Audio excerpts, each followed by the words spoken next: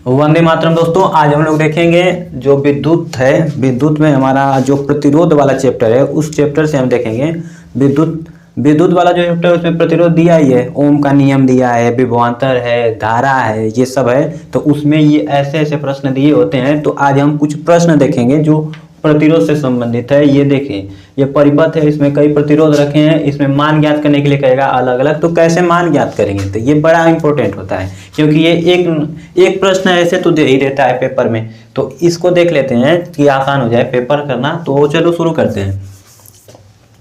कह रहा है कि एक परिपथ दिया गया है। क्या दिया गया है? एक परिपथ, जो हमें यहाँ पर परिपथ दिखाई दे रहा है। इस परिपथ में एक सेल लगा हुआ है। क्या लगा है? एक सेल। उस सेल का आंतरिक प्रतिरोध क्या है? सेल का आंतरिक प्रतिरोध कितना है? 1 ओम है। क्या है? 1 ओम। आंतरिक प्रतिरोध कितना है? 1 ओम। इस सेलवा का आंतरिक प्रतिरोध। अच्छा, प्रतिरोध क्या होता है तो ध्यान से सुन लो। प्रतिरोध तो इसके पीछे पढ़े ही होगे कि प्रतिरोध किसे कहते हैं। धारा के मार्ग में जो रुकावट आती है उसी को क्या कहते हैं? प्रतिरोध कहते हैं। किसी तार में धारा बह रही है, धारा को क्या कर रहा है? कोई रोक रहा है, जाने नहीं दे रहा है, तो जो रोकता है उसी को क्या कहते हैं? प्रतिरोध कहते हैं। ठीक है, तो ये किसी कोई भी इलेक्ट्रिक सामान है ना तो सब प्रतिरोध है, क्योंकि कोई भी ऐसा चीज नहीं है जो प्रतिरोध बिना, मतलब जिसमें प्रतिरोध ना हो। हर चीज में प्रतिरोध है। कोई चीज ले लो, सब में प्रतिरोध है, सब में प्रतिरोध। तो जो हमारी बैटरी है तो उसमें भी तो प्रतिरोध होगा अंदर कुछ। तो जो बैटरी के अंदर प्रतिरोध होता है उसे क्या कहते हैं? आंतरिक प्रतिरोध कहते हैं। क्या कहते हैं? आंतरिक प्रतिरोध। तो ये हमारा जो सेल है इसके अंदर 1 ओम का आंतरिक प्रतिरोध है, जो हमारा सेलवा लगा है। लेकिन वो कब वोल्ट का सेल? 20 वोल्ट का सेल है। कब वोल्ट का? यहाँ पर लिखा गया है कब वोल्ट का? 20 वोल्ट का। और सेल का ये हम वो नहीं कहेगा कि कब वोल्ट का सेल है, वो कहेगा विद्युत वाहक बल है। क्या है? विद्युत वाहक बल। इस सेलवा का ये विद्युत वाहक बल है। सेलवा का क्या है? विद्युत वाहक बल है। तो उस सेल का जब विद्युत वाहक बल कहेगा तो समझ जाना क्या कर रहा है? विभवांतर। समझ जाना विभवांतर कर रहा है। विद्युत वाहक बल ही बराबर होता है विभवांतर के, लेकिन दोनों सेम नहीं होता है, लेकिन सेम ही होता है। तुम लोग जब प्रश्न हल करोगे तो सेम मान कर कि विद्युत वाहक बल और विभवांतर दोनों बराबर है, सेम मान लेना। लेकिन ये दोनों सेम नहीं होता है, अलग अलग चीज है। लेकिन प्रश्न हल करते हैं तो मान लेते हैं। चलो आगे देखते हैं। अब क्या करेंगे हम?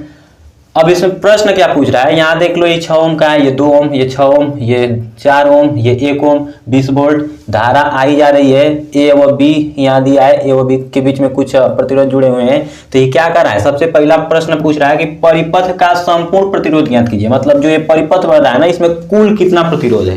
कुल कितना प्रतिरोध है? तो कुछ नहीं करेंगे, संपूर्ण परिपथ का हमें प्रतिरोध ज्ञात करना है। तो ध्यान से देखो, ये यहाँ से हम ज्ञात करेंगे। ये और ये किस क्रम में, ये बताओ। ये और ये श्रेणी क्रम में है कि नहीं? तो श्रेणी क्रम में है तो दोनों जुड़ जाएगा। तो बताओ 4 2 6 हो जाएगा। तो इसका अगला हम फिगर बना लेंगे। इसको हल करते समय हम फिगर से ही बनाते बनाते हल कर सकते हैं, नहीं तो हल करके बनाएंगे या तो फिगर बनाकर हल कर देंगे। तो जैसे अब इसका दोनों जोड़ के क्या हो जाएगा? 6 ओम। कैसे हो जाएगा? फिगर बना दो धड़ाक से।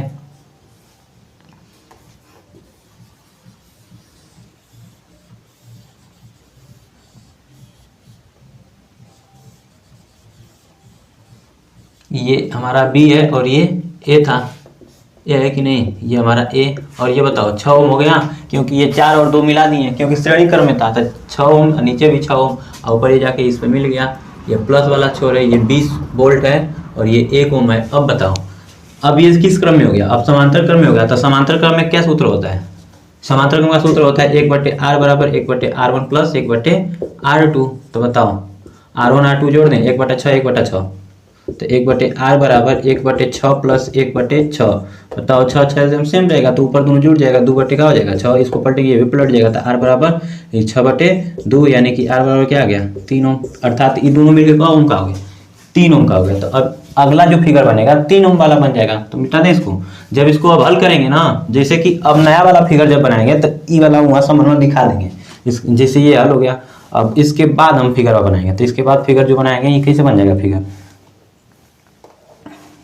ये है हमारा प्लस माइनस 20 वोल्ट 1 ओम। ये का ओम का है? 3 ओम का। का ओम का है? 6 ओम दिया है, 6 ओम का।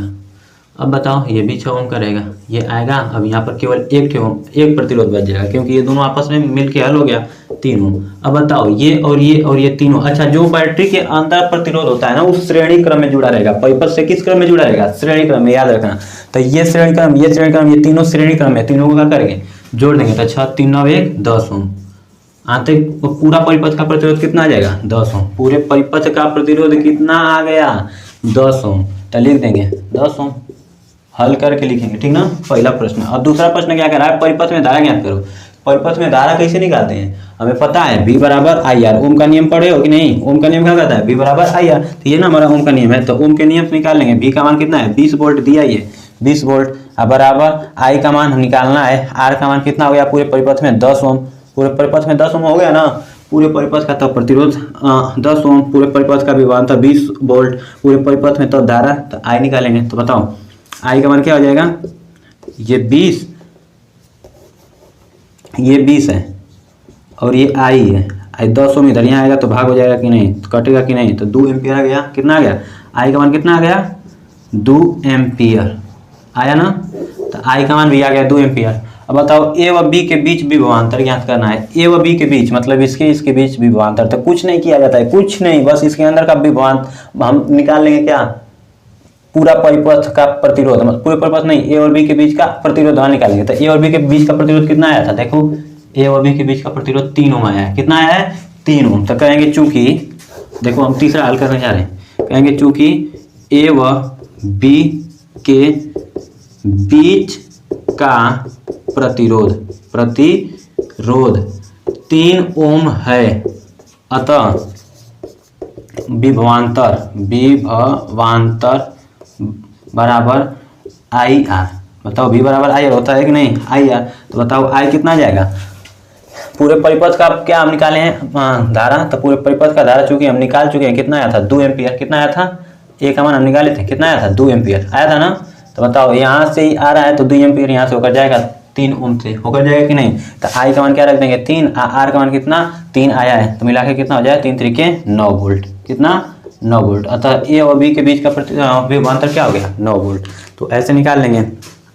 अब अगला प्रश्न क्या कर रहा है, तो अगला प्रश्न देखो फिगर नीचे दिखाई दे रहा होगा, कह रहा है कि निम्न परिपथ में ज्ञात कीजिए सेल में प्रवाहित धारा, क्या ज्ञात करना है, सेल से प्रवाहित धारा, सेल में प्रवाहित धारा, वही सेल से प्रवाहित धारा चाहे सेल में प्रवाहित धारा, तो इसको मिटा दे रहे हैं। अगला देखो,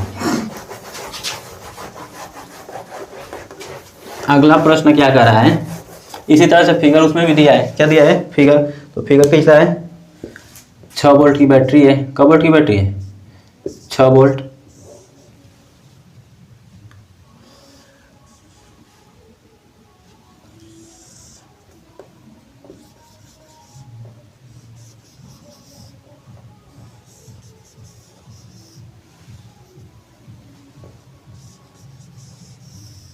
यही फिगर हमारा है 6 वोल्ट, ये क्या है 2 ओम 3 3 3, ये 3 ओम, ये 3 ओम और ये भी 3 ओम, क्या कर रहे हैं, ये धारा जाएगी क्योंकि प्लस से माइनस की ओर धारा बहती है, कहाँ बहती है प्लस से माइनस की ओर, तो ये धारा जा रही है।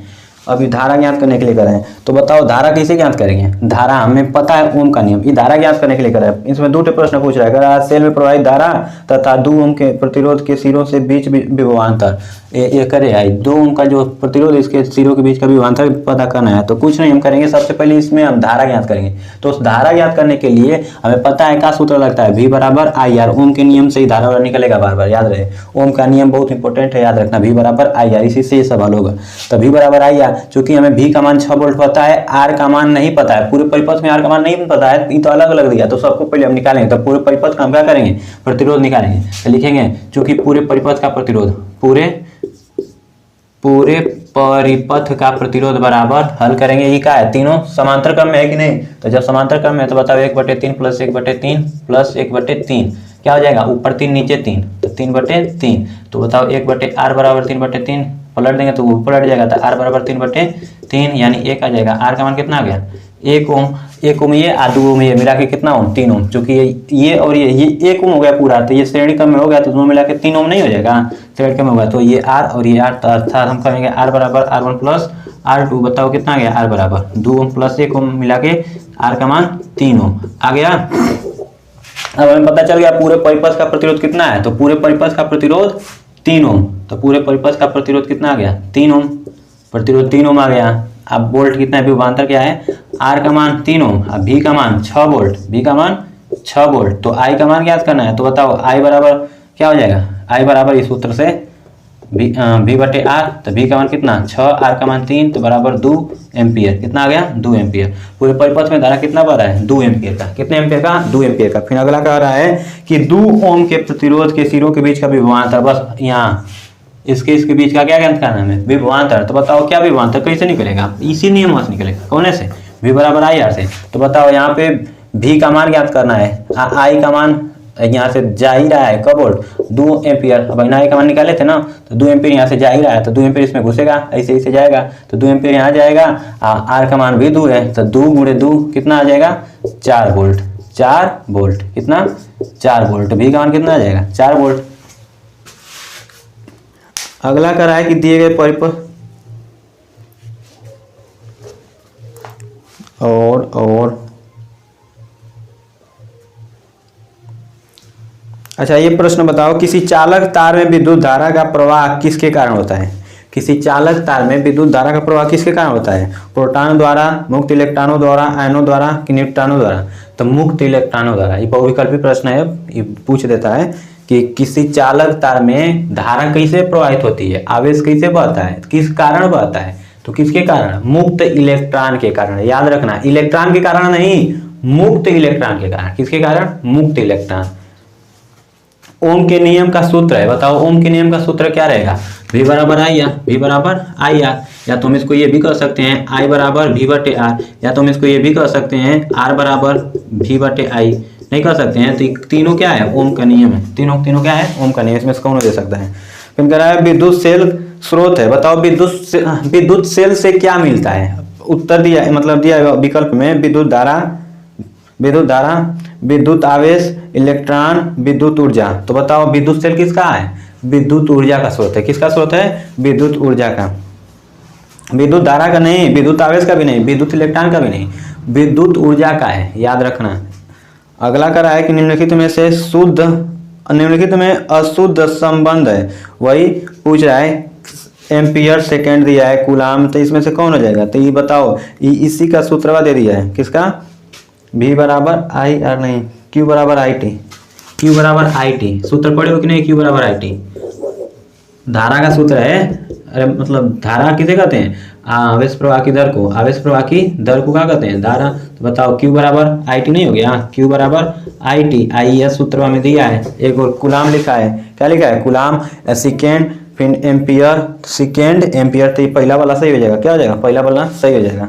ठीक, तो ये हमारा आज के लिए इतना रन देते हैं। बहुविकल्पी कितना है, 4 ठे शायद है, 1 2 3 4, चारों ही बहुविकल्पी कर लेना और ये 2 प्रश्न कर लेना। इतना आज के लिए रन देते हैं।